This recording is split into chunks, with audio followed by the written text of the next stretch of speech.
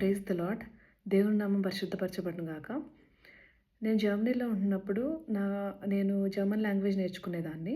అక్కడ నేర్చుకుంటున్నప్పుడు ఒక వర్డ్ అది నాకు చాలా ఇంట్రెస్టింగ్‌గా అనిపించింది. అదేంటి అంటే ట్రాట్‌స్టెమ్. ఈ వర్డ్ ఇంగ్లీష్‌లో మనం చూస్తే డిస్పైట్ ఆఫ్ అంటే ఎలా ఉన్నప్పటికీ అని చెప్పేసి.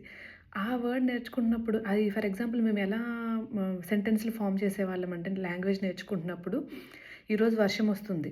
అయినప్పటికీ నేను ఆఫీస్‌కెళ్ళాలి. లేకపోతే స్కూల్‌కెళ్ళాలి. అంటే అక్కడ ఒక కష్టం ఉంది. అయినప్పటికీ దాన్ని కాదనుకోని, దాన్ని వద్దనుకోని మేము ఇలా ఎళ్తున్నాం. ఆఫీస్‌కెళ్తున్నామని. లేకపోతే నేను ఈరోజు బాలేదు. నేను సిక్ అయ్యాను. అయినా గాని నేను వర్క్ చేయాలి. అయినా గాని నేను వర్క్ చేస్తాను. లేకపోతేనేమో అది చాలా కాస్ట్‌లీ ఉంది. అయినా కానీ నేను కొనుక్కుంటానని.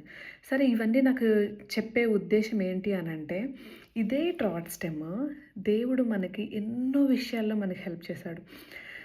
ఎన్నో విషయాల్లో మనకు చూపిచ్చాడు. ఎలా అంటే ఫర్ ఎగ్జాంపుల్ నాకెవ్వరు హెల్ప్ చేయట్లేదు. ట్రాట్‌స్టెమ్ నేను నీకు హెల్ప్ చేస్తాను అని అంటాడు. దారులన్నీ మూసుకుపోయాయి. ఇప్పుడేం చేయాలో అర్థం కావట్లేదు. నాకు ఏ దారి లేదు. ట్రాట్‌స్టెమ్ నేను నీకు హెల్ప్ చేస్తాను. I will show the way అని అంటాడు. లేకపోతేనేమో నేను ఈరోజు ఏదో తప్పు చేశాను, మిస్టేక్ చేశాను, లేకపోతే సిన్ చేశాను. నేను అందరితో హేట్ చేయబడుతున్నాను అని అంటే దేవుడు అంటాడు కదా ట్రాట్‌స్టెమ్ అయినప్పటికీ కూడా నేను నిన్ను లవ్ చేస్తాను అని అంటాడు.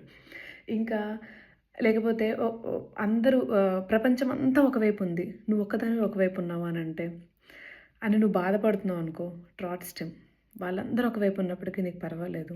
ట్రాట్‌స్టెమ్ నేనున్నాను అని అంటాడు. ఇలా ఇవన్నీ చూసిన తర్వాత ఈ ట్రాట్‌స్టెమ్ యొక్క వాల్యూ నాకు బాగా తెలిసింది. అంటే ప్రపంచం అంతా ఒకవైపు ఉండని, ప్రాబ్లమ్స్ అన్నీ నిన్ను ముంచెత్తని, నీకు అసలు ఏ దారి లేదు, ఏం చేయాలో తెలీదు.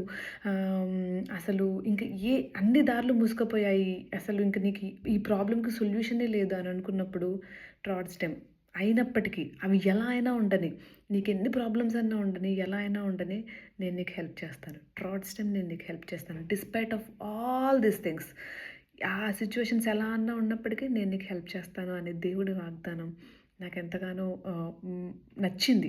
పరిశుద్ధాత్మ శక్తి ఆ సమయంలో నాకు దేవుడు నేర్పించాడు. పరిశుద్ధాత్మ దేవుడు నాకు నేర్పించాడు. ఇలా కూడా ఇదే కదా దేవుడు నీకు చేసేది అని చెప్పేసి. నాకది బాగా నచ్చింది. మీ అందరితో షేర్ చేసుకోవాలనిపించింది. Praise the lord.